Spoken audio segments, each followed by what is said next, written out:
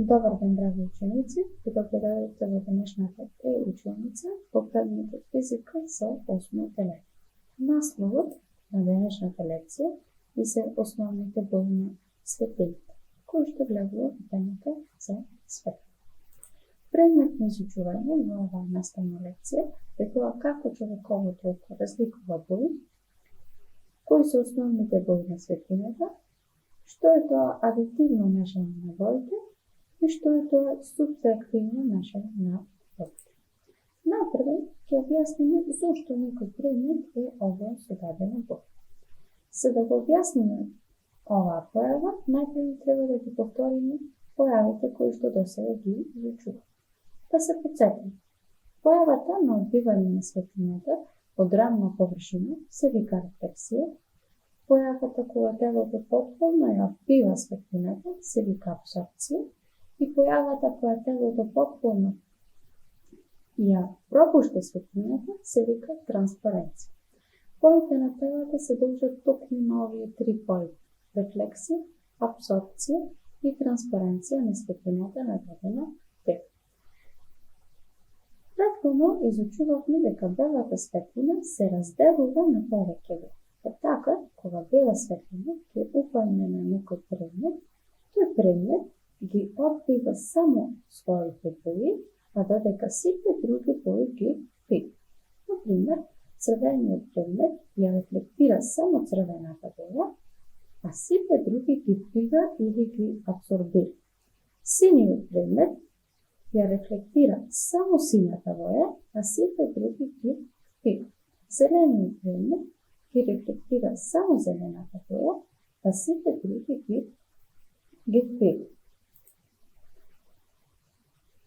Разпознавањето на боите е една од најважната функција на човековото око. Светлината представува еден електромагнетен бран, а од сите видови електромагнетни бранови ние можеме да го видиме само светлински. Светлината која окото ја регистрира е само мал дел од брановите должини од целокупниот електромагнетен спектар. И секоја боја си има своја различна бранова должина. И сега, од што зависи бојата на телото?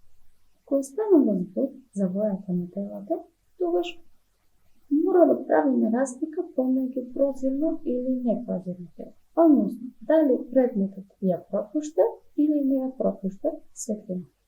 Кога станува збор за прозирно тело, тогаш телото ја имаат онаа боја кои што ја пропуштаат, а сите останати ги абсорбираат. Значи, прозирните предмети ја имаат онаа боја кои што ја пропуштаат, а сите останати ги абсорбираат. Така, кога бела светлина ќе упадне на некој црвен прозирен предмет, тогаш црвениот прозирен предмет ја пропушта само црвената боја, а додека сите останати ги впива. Кога станува збор за непрозирно тело, односно оно тело кое што не ја пропуштаат светлината, тогаш бојата на непрозирното тело се определува од боите кои што ги рефлектира телото. Например, ако телото ја рефлектира само црвената боја, тогаш предметот ќе има црвена боја, додека сите други останати бои ќе ги впива или абсорбира. Има други предмети кои што рефлектираат други бои, тогаш тие ќе имаат своите соодветни бои кои што ги одбиваат. Белите предмети ги одбиваат сите бои, а додека црвите предмети ги впиваат сите бои. И сега, како човековото око разликува бои? Кога ќе излеземе на сончева светлина и гледаме убавината на цветната градина, на природата, тоа се раскошна бои. Требата е зелена, цветовите бели, розови, црвени, сини и така напред. Слично како се било да замири со вкус, така и осознавањето на боите, преку гледање ни возможуваат да обстануваме и да го разбираме светот околу нас. Сите предмети околу нас ги осветлува сонцето или пак навечер светилките. Затоа ние гледаме во различни бои. Регистрирањето на боите и светлинскиот интензитет кај човековото око се случува преку посебни видови нервни завршетоци кои се чувствителни на светлината и се наоѓаат во мрежница. Тие рецептори се викаат чепчиња, кои што се одговорни за гледање на боите. И другите рецептори се викаат стапчиња, кои ги регистрираат интензитетот на светлината. Чепчињата, односно стапчињата, се многу почувствителни од чепчињата.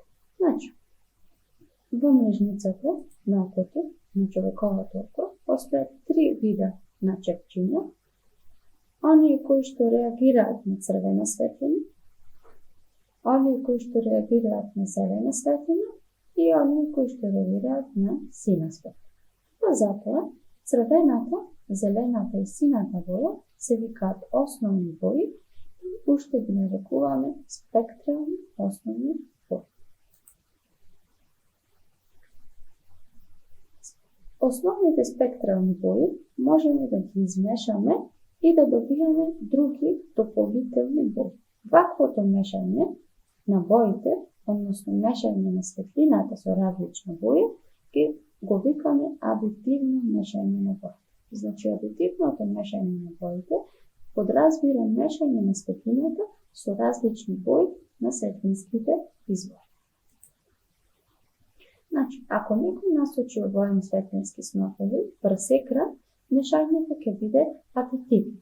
Така, со комбинација на сина и зелена боја се добива цијан-сино, со комбинација на црвена и сина боја се добива магента. И со комбинација на црвена и зелена боја се добива жолто.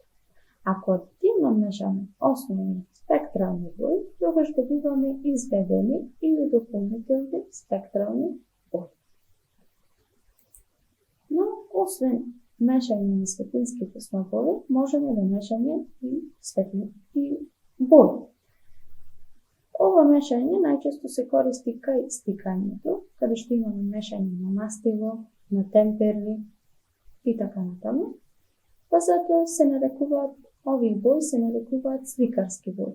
Сликарските бои се разликуваат од спектралните бои, а кај сликарските бои основни се цијан, сина, магента и жолт. Ваквото мешање на бои, темпери, мастило се нарекува субтрактивно мешање на бои. Со мешање на основните сликарски бои се добиваат дополнителни сликарски бои. Например, ако магента ја измешаме со цијан сина, ја добиваме сината боја. Ако магента ја измешаме со жолта боја, ја добиваме црвената боја. И ако жолтата боја ја измешаме со цијан сина боја, ја добиваме зелената боја. Овде најдобро се гледа разликата помеѓу адитивно и субтрактивно мешање на боите. Значи, кај адитивното мешање мешаме светлински снопови. А додека кај субтрактивното мешање имаме мешање на темпери за боја, односно мастило, односно други точки. Значи, да заклучим. Кога станува збор за терминот боја, мора да внимаваме дали станува збор за спектрална или оптичка, добиена со разложување на белата светлина, или станува збор за сликарска боја, која има различно потекло и градба од спектралната боја. Во оваа лекција научите за тоа по нашето око, дека во неговата мрежница постојат нервни завршетоци, односно фоторецептори за светлински интензитет и за бојата на опрнатата светлина. Чепчињата се фоторецептори за боја и ги има во 3 вида. Чепчиња кои што реагираат на црвена, на зелена и на сина боја. Вторите рецептори кои се многу почувствителни се викаат стапчиња и се активираат при помали светлосни интензитети, односно ноќно гледање. Мешањето на боите може да биде адитивно, кога имаме мешање на светлини, и субтрактивно, кога имаме мешање на спои, темпери, мастило и така.